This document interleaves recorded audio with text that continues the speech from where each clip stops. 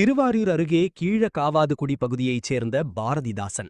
இவர் வீடு கட்ட அனுமதி பெறுவதற்காக அங்கிருந்த திருவாரூர் வட்டார வளர்ச்சி அலுவலர் சாமிநாதனை அணுகியுள்ளார்.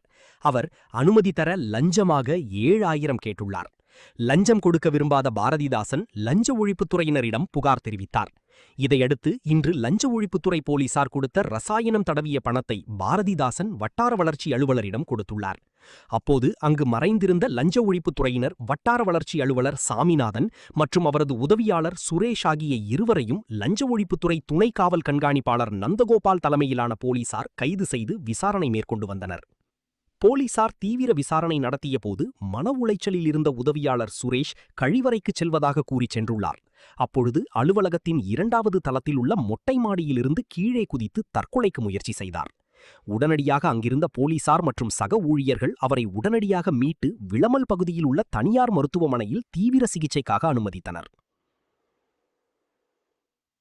மருத்துவர்கள் தீவிர சிகிச்சை அளித்த நிலையில் சிகிச்சை பலனின்றி அவர் உயிரிழந்தார்.